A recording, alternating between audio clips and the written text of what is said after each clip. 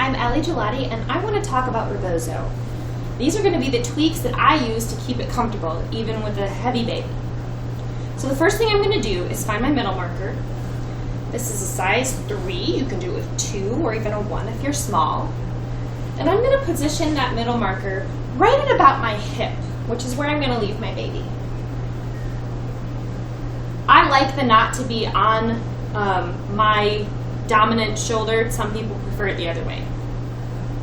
So I'm going to gather up my wrap. I'm going to tie a slip knot. I'm not going to go into detail. There are a lot of good slip knot videos out there. But my working tail, this one's going to do all the work. This one's not going to do anything. It's just going to be tied around, over and up. And then make a 4 with the working tail behind, and then through the loop. You're going to hold this one steady and hold this one snug. How snug? Not as tight as you can get it for most fabrics, but you're going to have to play with that as you go and find out how tight you need it for this particular wrap. It kind of depends.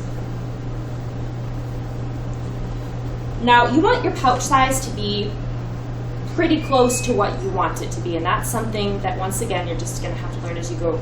But usually it's near the natural waist. So now we grab the baby. Come here, the baby.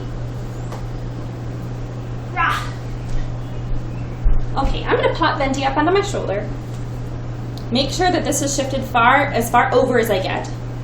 And then I'm going to aim him, reaching up from the bottom, I'm going to aim him kind of sideways to me because he's going to be in a hip carry. And then I'm going to grab this bottom rail, make sure that I've got fabric going from knee to knee, and hold his back as I tuck this up far between us, aiming for his belly button. You can do arms in or arms out. He likes arms in, so that's what we're going to do. And I want to stop for a second and talk about where my width is here. Now, I don't have a whole lot of excess width here. It's not very much. My excess width is collecting down here by his knees, and that's good for securing his seat. This is a single layer carry, and that's both for safety and for comfort. You don't want to have only a tiny bit of slack down here because if baby straightens his legs, it's all over.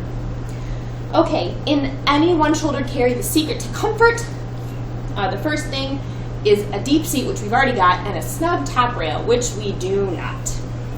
I'm going to take my slack here, and I'm going to pull him in close to my body and transfer that slack up to my shoulder. Fair amount of slack. I'm going to pin it with my chin, find it in my tail, and pull it. I'm pressing upward on the knot and pulling through the tail. If your knot is too tight, you will not be able to do that.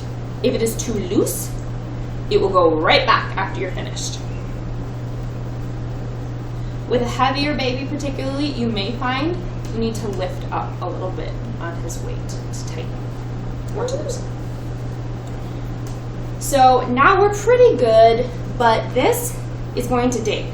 So we're going to make sure that his weight and that tension is distributed evenly throughout the whole shoulder. So I'm going to take my non-marking tail here, and I'm just going to go through. This is a rainbow wrap, so I've got colors to work through. And I'm simultaneously pull, push, and jumping just a little bit to take his weight off the sling a little. With a little baby, you may not have to do that, but it doesn't hurt. Working all the way through, a little bit folded there. You want to make sure that this is capping your shoulder before you put the baby in, because it's not fun to try to get it there once baby is already in. Okay, so usually I find myself working all the way through this way and then going back and tightening the top. Okay, so we are pretty good. The other thing I do is I go back here, take my bottom rail and push it toward the opposite hip. And that makes sure that my sling is spread out as far over my back as it can go, which means that his weight is as evenly distributed over me as it can go. So what if, for instance, I have a child who is leaning, yes, and so he's developing slack here. He's pulled slack into the top rail. No thanks, love. he's pulled slack into the top rail, so he's loose here, but it's really digging here. I don't want to tighten it because it's already hurting me, but I obviously can't leave it as it is. Want some cheese, baby? Cheese. What we need to do is shift the slack, not take it out. So I'm going to take the slack that he has here and just kind of run my hand through it and find it here, and that just gives me a little bit more comfort on my neck. You can actually do this with the whole carry. If, for example, you've reached up high and your sling is no longer over your shoulder, that's not very comfortable, you can lift baby up so his weight's not on it anymore and just pull down all of the whole thing. And that probably is going to need fixing on the back too. Shifting. And that is pretty much how I get a Rebozo comfortable. Now this is a carry that you can take baby out of, hang on a hook, come back to it later, and really not have to do much to. But, kisses. This is going to be hampered if you really loosen when you take your baby out. If you bring your knot all the way down to here, you're pretty much going to have to retie the carry when you go back to it. But if you loosen just a little tiny bit, or if you've been nursing especially, you may not have to loosen at all, to take baby out. And to take baby out, he doesn't want to come out. Come on, little one. To take baby out, pop him up onto your shoulder and pull down, just like you did before. And there you go. You're ready to get in the car and go grocery shopping. Yeah. This is one of our favorite carries. I hope that you get a little more use out of it, a little more enjoyment with these tips. Thanks.